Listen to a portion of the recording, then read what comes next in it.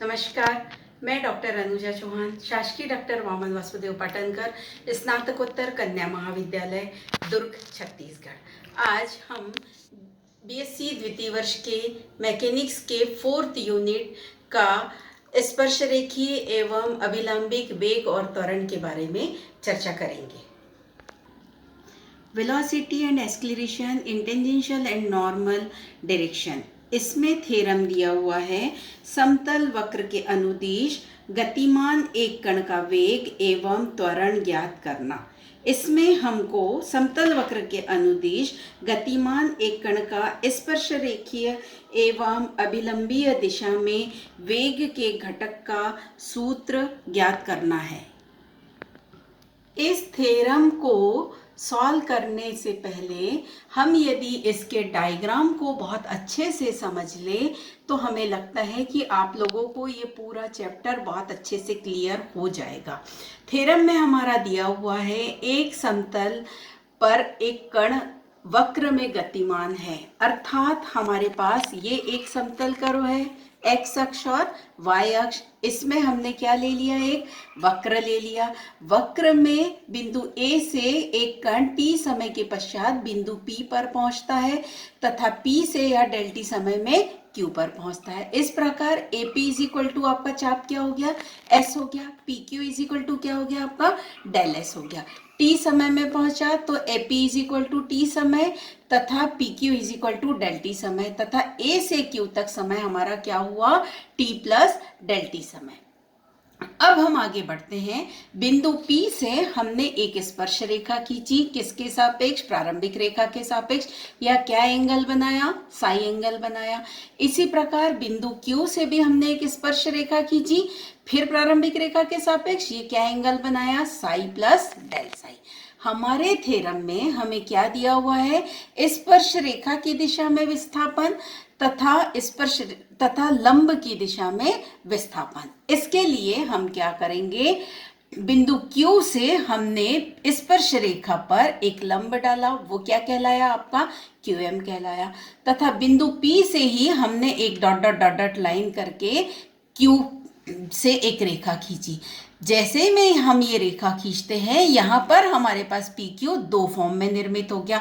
एक आपका क्या कहलाया, जो डॉट डॉट लाइन वाला है वो कहलाया आपका कार्ड या जीवा PQ, और पहले से ही दूसरा दिया हुआ था हमारे पास, ये आपका आर्क या चाप PQ कहलाया।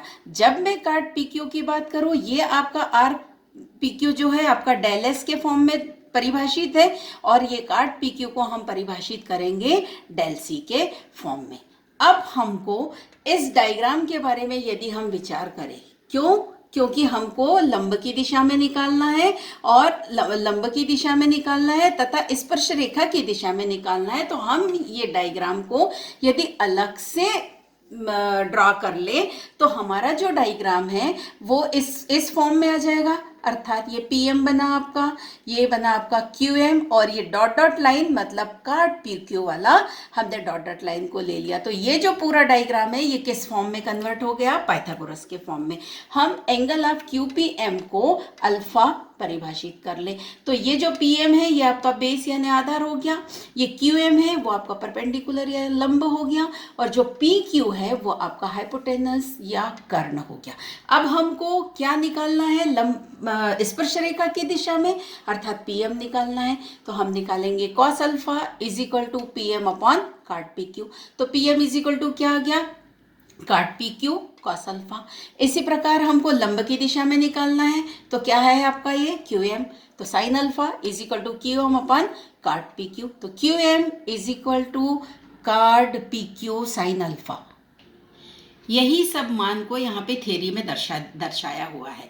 सिर्फ यहाँ पे कार्ड PQ उसको हमने किस में परिभाषित किया, डेल C में परिभाषित किया, और ये हो गया आपका chord PQ upon arc PQ tends to 1, it means del C upon del S tends to 1। कब, जब Q किसकी ओर जाएगा, धीरे धीरे P की ओर। अब हम निकालेंगे टेंजेंशियल वेलोसिटी या स्पर्श रेखीय वेग किसी बिंदु P पर। Limit del T tends to 0, displacement along the tangent at P, बिंदु P की दिशा में विस्थापन, is equal to limit del T tends to 0, PM upon del T. मैंने पीएम पिछले डायग्राम में आपको दिखाया, पीएम की वैल्यू हम निकाल चुके हैं। Limit del T tends to 0 काट P Q cos alpha upon del T. हम यहाँ पे इसको कैसे लिख सकते हैं, काट P Q upon arc P Q upon del T into cos alpha is equal to limit del T tends to 0, ये मान हो गया del C upon del S upon del T cos alpha. Del C upon del S किसके क्या value दी हुई है, 1, और ये हो गया D S upon D T, और ये हो गया आपका 1। कब, जब डेल टी 0 होगा। कब 0 होगा, जब क्यू धीरे धीरे पी के पास आएगा, तो अल्फा भी हमारा 0 हो गया, कॉस 0 क्या हो गया आपका 1। इस प्रकार ये जो हमारा ये जो हमारा स्पर्शरेखीय वेग है, ये स्पर्शरेखीय वेग हो गया ds बाई dt।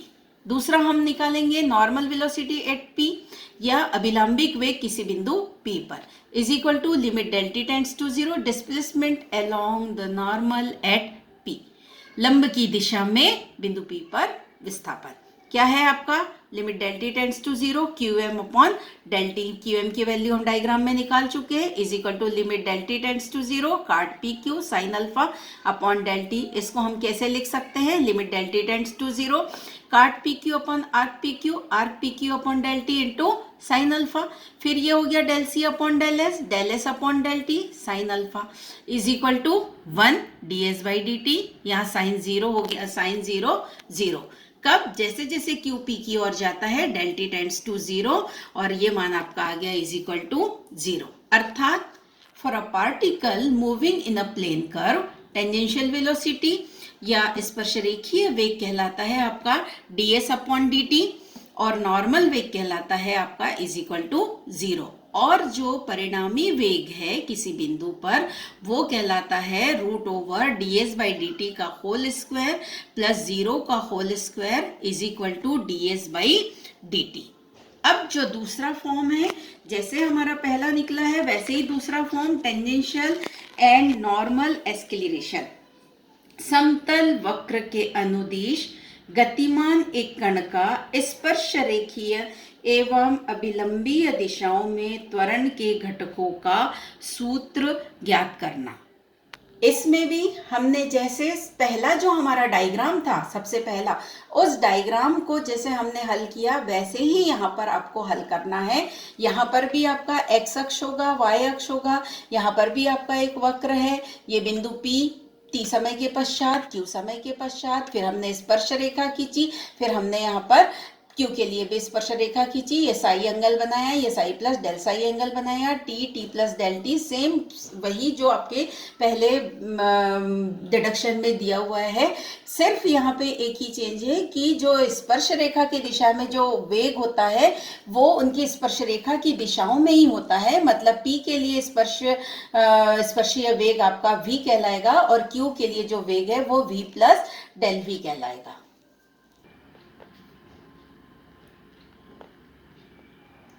यहाँ पर ये थ्योरी जो मैंने वहां समझाई है वही थ्योरी दिखाई गई है। अब हम डायरेक्ट चलते हैं, v इज इक्वल टू क्या है, ds अपॉन dt, जिसे हम सॉल्व कर चुके हैं।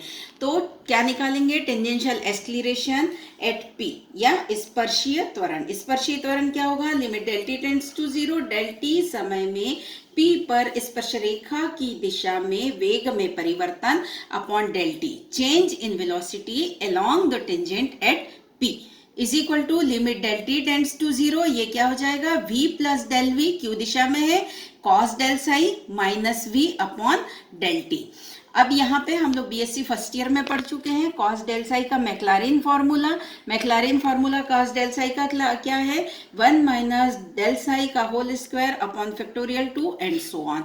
ये वैल्यू हम यहाँ पे कॉस डेल साई की यहाँ पे रख देंगे, और उसके बाद इसके हाईएस्ट टर्म है उसको हम ओमिट करेंगे। तो ये आ गया limit del T tends to 0, v plus del v 1 minus v upon del T, ये v से v कैंसिल हो गया, तो ये आ गया आपका limit del T tends to 0, del v upon del T is equal to dv by dt। v का मान क्या दिया हुआ है, ds अपॉन dt। इस प्रकार ये फॉर्मूला क्या बन गया, d2s by dt square. Also हम इस फॉर्म को किस प्रकार लिख सकते हैं, dv by dt is equal to dv by D S into D S by D T is equal to dv by D S into V या v ds।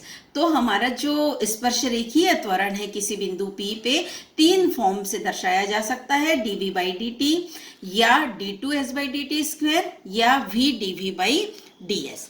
अगला अभिलंबिक त्वरण किसी बिंदु P के लिए, limit del T tends to 0, del T समय में P पर अभिलंब दिशा में वेग में परिवर्तन upon del T, change in velocity along the normal at P।